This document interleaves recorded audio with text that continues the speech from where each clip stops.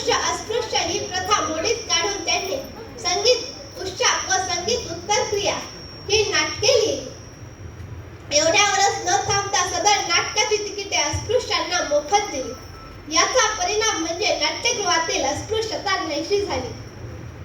अंधमानाच्या भिंती देखील त्यांचे लिखाण बंदिस्त करू शकल्या नाही। अंधमानाच्या भिंतीने स्वतःला गोंधळून घेऊन सावरकरांना म्हणावं, हे विनायका, माझा एक हात म्हणजे एक भिंत तू लिहिलेल्या फटक्याने गोंधला आहे। आता दुसरा हात तू एखाद्या कवितेने भरून टाक बरे।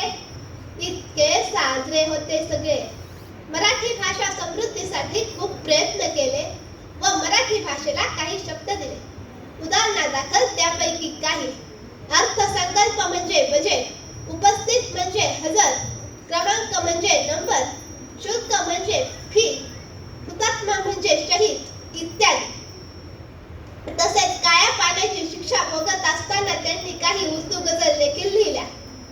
जुलै 2013 मध्ये त्या सापडल्या। शंकर महादेवन यांनी त्या संगीतबद्ध करून अमिताभ बच्चन यांच्या आवाजात संगीतबद्ध करून त्यांनी त्या प्रकाशित केल्या। सावरकरांचे व्यक्तिमत्व हे अष्टपैलू होते। तसेच त्यांनी अंधमानाच्या कारागृहात असताना माझी जन्मठेप हे आत्मचरित्रपर पुस्तक लिहिले। तसेच जोसेफ मेदिनी, काळे पाणी, तेजस्वी तारे ही देखील सावरकरांचीच पुस्तके। सावरकरांचे व्यक्तिमत्व अष्टपैलू होते। सागरा प्राण तळमळला, आजही अमर आहे ते काव्य, दिसून येते जगताला यातून स्वातंत्र्य प्राप्तीचे तुमचे ध्येय। दिसून येते जगताला यातून स्वातंत्र्य प्राप्तीचे तुमचे ध्येय।